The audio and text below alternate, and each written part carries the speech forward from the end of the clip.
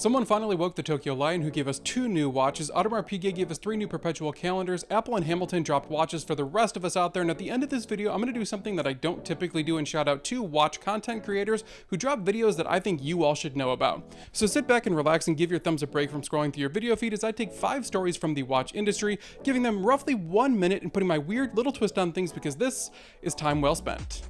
After an unusually quiet summer, Seiko roared back to life with 2 new models on polar ends of the collecting spectrum. The first is a new dress watch in the Evolution 9 collection housing the manually wound caliber 9 SA4. The SLGW 007 high beach dress watch ticks away at 36,000 VPH or 5 Hz while still achieving an impressive 80 hours of power reserve, putting on an elegant display on both the front and back thanks to Seiko's high level of movement finishing and beloved dial textures. This one is set to evoke moonlit birch trees with that deeply hued navy wide grain dial texture. I love this follow-up to the manually wound white birch from earlier, and I'm glad to see that little pecking bird make its way into new models. But I will admit to having a little bit of fatigue from Seiko marketing speak, though after not hearing from them for a little while, a little tear did fall from my eye after reading about that dial inspiration. Now the other new release is a wild take on the Tentograph SLGC 006. It imparts the spirit of mountain water reflecting the morning sunrise. It really just adds this fantastic fiery pink copper color scheme to the existing Tentograph model in a 300-piece limited edition release that in my opinion has a great bold visual, though does seem a little bit hard to read. Oh, Seiko, it is great to hear from you again. Hypebeast favorite Audemars Piguet dropped 3 Perpetual calendar models, 2 38mm Royal Oaks, and 1 38mm Code 1159. Powered by the caliber 7136, the pair of Royal Oaks comes with the downsized dimension of 38mm in diameter and a staggering 9.4mm thick despite packing in the complications. Initially, you can have it in stainless steel with the stunning light blue dial,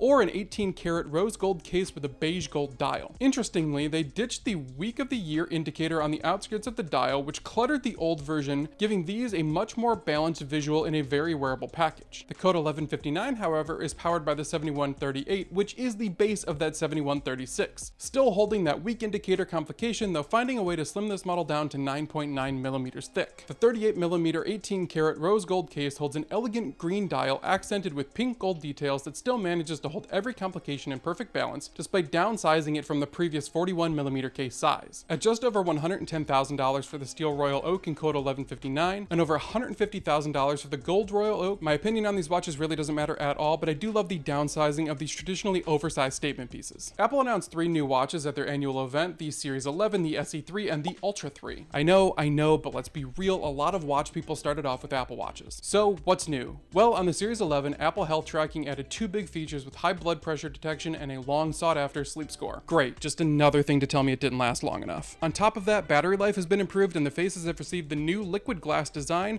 and 5G connectivity. The SE also now has the S10 chip, always on display, temperature sensing, and one-handed interaction with both health app features included. Making a big jump up though is the Ultra 3, now designed with more features for athletes and outdoor adventurers. The screen has a reduced bezel with wide-angle OLED technology for a wider display without a wider dimension set. It also brings satellite connectivity for off-grid adventuring with free emergency SOS functionality for 2 years.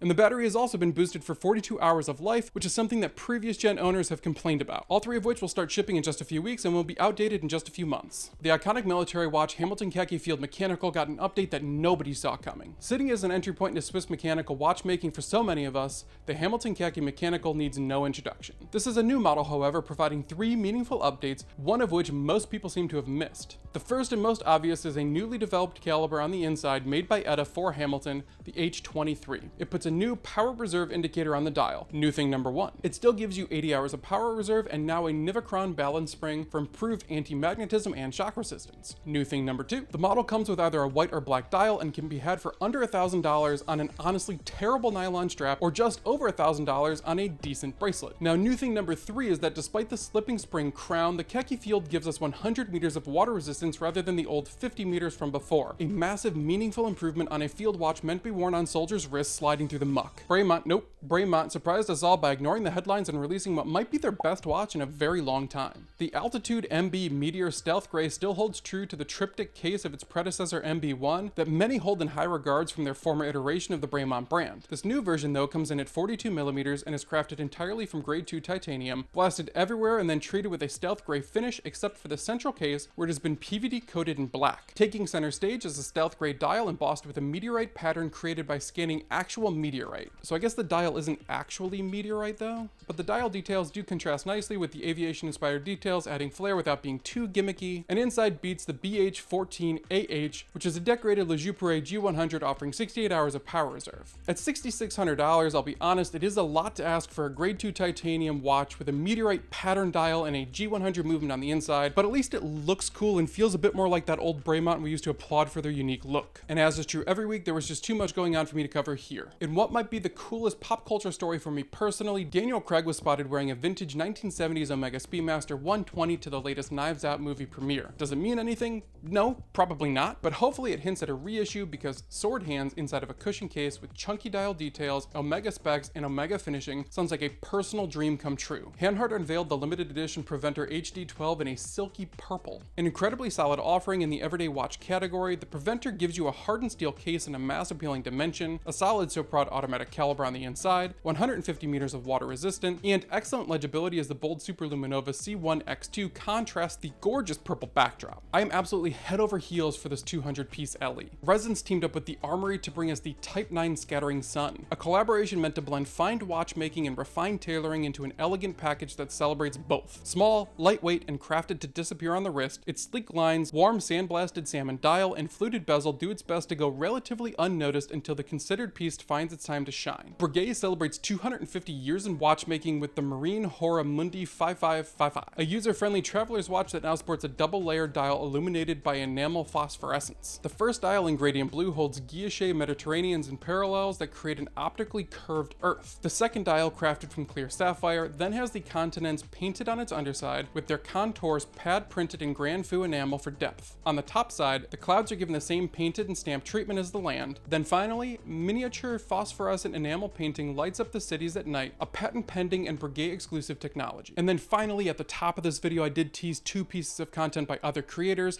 that I want to give a shout out to just on the off chance you haven't seen them yet. Now the first one goes out to my former boss and fellow Clevelander Teddy Baldassarre, who just launched a premium content page on his website. Right now there are only 3 videos out there, but each one is absolutely fantastic, and I know there are more on the way, so please keep an eye on that page. The second goes out to my former colleague and current friend Ben Lowry, who's over at Watches of Espionage now, as they put out a YouTube video this week titled A Hero's Rolex on September 11th. It's a fantastically made video, albeit a bit of a tough watch. Please, if you haven't, go give it a view. I will have links to everything that I just talked about in the description down below, so if you want a deeper dive on those topics, please head on down there. Tune in next week because I have quite a few fun things coming up, including that watch I teased last week. The release for it got pushed back a week. My full review is coming out on Worn and Wound on the 16th, so if you want the deep dive, head to Worn and Wound on the 16th, or tune in next week and catch my update on that watch. But anyway, I know your time is valuable and I really appreciate you spending some of it with me.